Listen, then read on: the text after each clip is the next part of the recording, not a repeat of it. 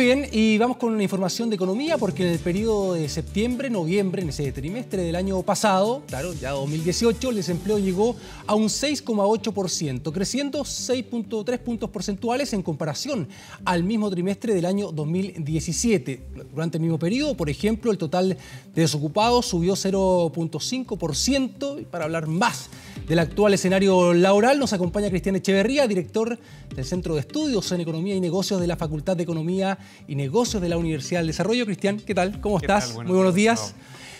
¿Cómo hacer lectura respecto a esta información que se entregó de acuerdo a la encuesta nacional de empleo del INE, que de todas maneras pide cautela con esta información entregada, comparado, por supuesto, respecto al trimestre del año anterior? Mira, si uno mira el dato puntual, la verdad es que llama la atención que hay una tasa de crecimiento del empleo que es baja. Para lo que es este momento del ciclo económico, habríamos esperado que empiece a repuntar a una tasa de crecimiento un poquito mayor, porque el empleo está creciendo un 0,5% en 12 meses. Eso es débil para lo que es la economía. Sin embargo, creo que si uno hace doble clic, como se dice, claro, podríamos ver que hay algunos aspectos que contrastan dramáticamente con lo que es la situación hace 12 meses atrás. ¿Ya? En particular, que la creación de empleos ahora es, en lo grueso, empleos asalariados y, en particular, empleos con contrato y de jornada completa. Yeah. Es una situación bien distinta que la que había hace un año atrás, en que el grueso del crecimiento del empleo era del sector público, por estos aumentos de contratación abruptos que hubo al final del periodo anterior, y trabajadores por cuenta propia, es decir, empleos sin contrato, sin condiciones de seguridad social ni protección de varios aspectos. Claro. Respecto a esta situación de que ha recibido, podríamos decir, algunos tirones de oreja el INE, en algún momento el Banco Central también, respecto a la medición de estos datos, a lo que arroja, finalmente el proceso que arrojan estas cifras, ¿qué lectura podríamos hacer también de eso? ¿Efectivamente de tener cautela respecto a estos datos o de todas maneras marcan una tendencia? Mira, yo creo que un dato no hace una tendencia, eso es importante tenerlo en claro, y es previsible que en los meses que vienen probablemente el crecimiento del empleo se mantenga en estas tasas o repunte un poco por estacionalidad solamente, pero también por el modo de recuperación que ha tenido la economía. Es decir, la economía chilena en nuestra historia económica de los últimos, no sé, 15 años muestra que las recuperaciones en general ocurren primero en la producción y luego en el empleo, y en el empleo ocurren lentamente primero. Ahora, en particular, en esta recuperación hay cosas anómalas, que son únicas, que no nos habían ocurrido antes. ¿Como por ejemplo? La migración. ¿Ya? O sea, hemos sido capaces de absorber una oleada de inmigración que ha sido importante para lo que es el tamaño de nuestra fuerza de trabajo. Y eso creo que puede estar a la base de por qué la fuerza de trabajo sigue creciendo a tasas mayores que la ocupación. Y es por eso que la tasa de desempleo ha sido tan persistente o porfiada en no bajar. Claro. ¿Podemos hablar de un empleo de mejor calidad, de una mayor formalidad finalmente, de acuerdo a los datos que acá se entregan? Sí, sin duda. O sea, claramente la creación de empleos ahora está ocurriendo en jornada completa, con mayor énfasis en jornada completa, no exclusivamente, y con mayor énfasis en trabajos con contrato. Y eso sin duda habla de un mercado laboral en el cual está habiendo más estrecheces, es decir, está siendo más difícil encontrar trabajadores y la forma de contratarlos ahora está ofreciéndoles condiciones más atractivas. ¿Y los ritmos de generación de empleo? ¿Cómo ha existido la curva? ¿Cuál es la evaluación que se puede hacer respecto a eso? Bueno, si miramos la tasa de crecimiento de la economía, que este año décima más o décima menos, pero vamos a cerrar en torno al 4%, ¿cierto? Y eso parece ya el año está cerrado, ¿sí? A pesar de que faltan todavía un par de más ex por conocerse, pero eso más o menos va a ser, o sea, 3,9 o 4 o 4,1, pero estamos hablando de en torno al 4. Cuando la economía chilena crece en torno al 4%, la tasa de crecimiento del empleo debiese ser mayor que el 0,5. Eso es lo normal. Sin embargo, en esta recuperación también anómala, no solo por la inmigración, sino porque en la desaceleración anterior, a diferencia de otros periodos de crisis o de contracción de la economía, no hubo un aumento en el desempleo tan acorde como había ocurrido en el pasado. Entonces, ¿qué es lo que implica esto? Que también se acumularon lo que llamamos los economistas holguras en el mercado del trabajo, es decir, gente que postergó su entrada al mercado del trabajo, gente que disminuyó sus horas de trabajo manteniendo su empleo, por supuesto, las horas extras se redujeron para la gran mayoría de los trabajadores. Entonces, básicamente, a diferencia de otras desaceleraciones en las cuales era fácil mostrar recuperación del empleo porque veníamos de un valle muy bajo en términos de contratación, esta vez el valle no fue tan bajo. Entonces, en relación a esa base de comparación, claro, también aparece que la recuperación de la ocupación es débil. Claro. Respecto también a la cotización que ha sido bastante baja, ¿no?, de los independientes, de alguna manera, puede ser un tema preocupante también de cara, bueno, obviamente a las medidas de aquí a futuro, digamos, pero de acuerdo a las cifras que se entregan en la actualidad. Sí, bueno, la cotización de los independientes sin duda es un problema de largo plazo para el país porque en el fondo significa que los trabajadores por cuenta propia no están tomando los resguardos previsionales de su pensión de vejez y eso tiene efecto, se puede ver, el efecto benéfico es que claro, el ingreso líquido de los trabajadores independientes ahora es más alto, claro, pero las condiciones de vida que van a tener no las van a poder mantener cuando llegue el momento de la vejez, van a experimentar probablemente un deterioro abrupto y eso es preocupante desde el punto de vista de política pública. Porque el porcentaje de cotizaciones de parte de los independientes fue de un 6,1%, si no me equivoco, bajo. La más baja en comparación, no sé, de los últimos años, del 2002, sí, entiendo, sí, la cifra que es una de las más bajas. Sí. Ahora, es entendible en el sentido de que cuando hay periodos de estrechez económica o de menor crecimiento, ¿cierto? Claro, se hace atractivo no cotizar, reducir las cotizaciones y aumentar el líquido para mantener el nivel de vida. Entonces, en el fondo, te endeudas a costa de tu previsión futura. Eso es lo que están haciendo. Pero ojalá que ese comportamiento se revierta porque hay que mirar siempre no solo en la inmediatez del mes que estamos viviendo, sino que también el futuro, que el futuro eventualmente llega. Y respecto a este año, ya en temas de proyecciones que uno hace en esta época, optimismo respecto a ese tipo de situaciones, a ese tipo de cifras, a ese tipo de materias de ámbito? Mira, yo diría que este año probablemente va a ser un año semejante, parecido, como la gente lo va a sentir y lo va a vivir, probablemente va a ser un año parecido al que terminó. ¿Ya? Si bien la tasa de crecimiento de la economía todo apunta a que pueda ser un poco más baja por razones tanto internas como externas y predominantemente externas, yo diría en este caso, la desaceleración europea, la desaceleración en China, si bien hay una expansión en Estados Unidos, pero todo apunta a que esa expansión no se repita en 2019, porque las políticas fiscal y la política tributaria juntas, expansivas, no van a ocurrir nuevamente y la política monetaria sigue su senda contractiva.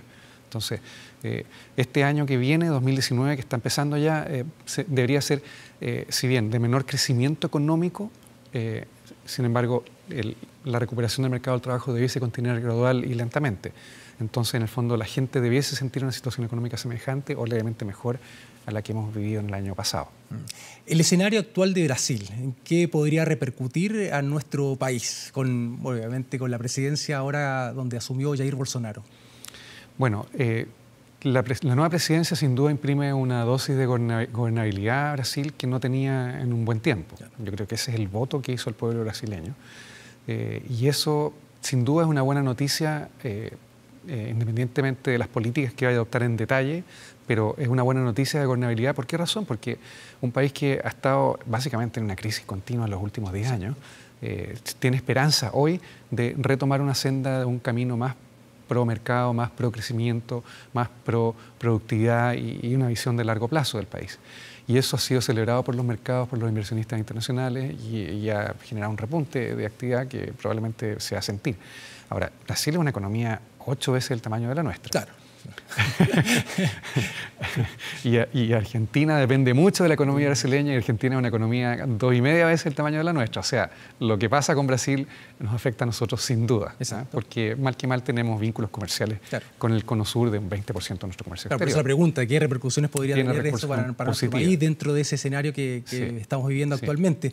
Lo mismo con China. Lo mismo con China. Exactamente, con la venta de cobre, que también el precio ha variado. ¿De qué manera también podría afectar eso a nuestro país? Bueno, China está en un proceso de desaceleración, por una parte, gradual, pero de recomposición de su demanda interna, que es bien importante. ¿Por qué razón? Porque China, en el futuro previsible, va a exportar menos de lo que exportaba antes o va a crecer su tasa de exportación, de crecimiento de las exportaciones a una tasa más lenta de lo que lo hizo en el pasado. Y como sabemos que parte de las exportaciones chinas tenían un componente de cobre, Claro. también es cierto que la demanda interna china también tiene un componente de cobre, pero que es menor. Entonces, en otras palabras, este reacomodo del eje de crecimiento basado en exportaciones hacia un eje de crecimiento progresivamente más basado hacia demanda interna, probablemente va a derivar en una tendencia del precio del cobre a la baja desde los niveles que tiene actualmente o mantenerse en los niveles actuales con suerte. Pero eso en un escenario base. Ahora, en un escenario de riesgo siempre está que hayan errores de política económica, que los niveles de sobreendeudamiento de hogares y de los gobiernos regionales en China y de la banca, en algunos sectores, sector financiero, generen algún tipo de turbulencia. No quiero llamar crisis, pero hace tiempo algunos vienen diciendo, hace varios años en realidad, que están las condiciones dadas para que haya una crisis financiera en China. Yo personalmente estoy sorprendido de la capacidad de reacción que ha tenido el gobierno chino siempre. Se ha dicho muchas veces esto y muchas veces el gobierno chino ha reaccionado de formas rápidas, brutales si se quiere, porque claro, como es un gobierno que no es democrático, puede actuar de un día para otro, claro, sin consultar al Congreso ni juntar a los gremios relevantes o involucrados. Entonces, quizás eso también le ha beneficiado, ¿no? Yo creo que sí, o sea, sin duda que manifiestas. Claro, o sea, varias veces muchos analistas internacionales han levantado las cejas alertando crisis en el sector construcción, potencial crisis en el sector financiero, o el colapso de la bolsa que iba a traer aparejada una caída en el consumo, y todas esas cosas no han pasado porque el gobierno chino ha reaccionado rápidamente. Yo tengo una confianza alta, digamos, en la capacidad de reacción que tiene el gobierno chino. Respecto al dólar, el precio del dólar, que tanto se habla, bueno, aún más con este periodo estival, vienen vacaciones, en fin, porque, por ejemplo, a principios del año pasado, las proyecciones de los expertos no calzan más o menos como finalmente terminó el precio del dólar, eran mucho más bajas del precio actual, el que tenemos en estos momentos. Bueno, yo creo que es como el clásico ejemplo de, yo mismo hacía proyecciones que estructuralmente el precio del cobre tendería a mantenerse en el escenario de base para este año, que el tipo de cambio tenía una tendencia estructural a la baja con los alzas y bajas propias, pero una tendencia a la baja. Y la verdad es que hemos visto un repunte, estamos rodeando los 700 hoy día, y el precio del cobre continúa en una trayectoria descendente.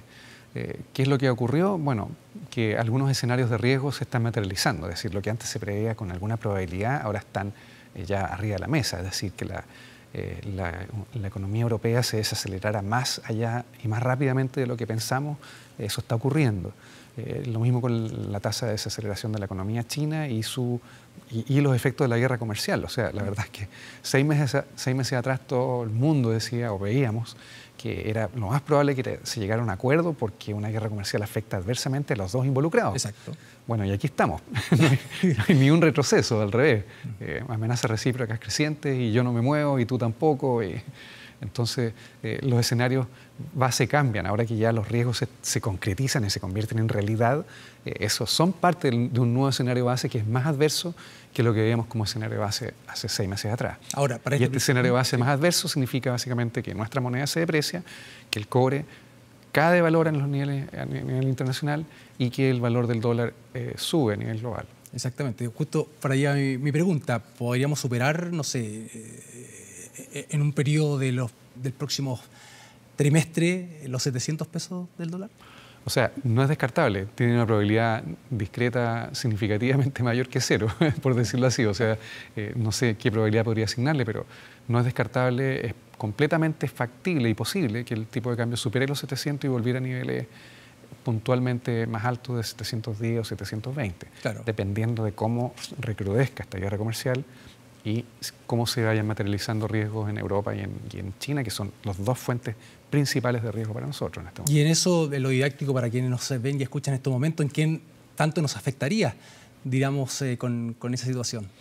Bueno, los exportadores en dólares van a verse favorecidos, los importadores y los consumidores en general nos vemos desfavorecidos, porque cuando el tipo de cambio sube, el valor de los combustibles que todos usamos sube, el valor de la energía, la electricidad y de todos los bienes importados. Entonces, hay ganadores y perdedores aquí, pero en lo grueso yo diría que un alza del tipo de cambio debiese por sí mismo, si es que es prolongado, constituir en lo grueso como un estímulo adicional a la recuperación de la economía.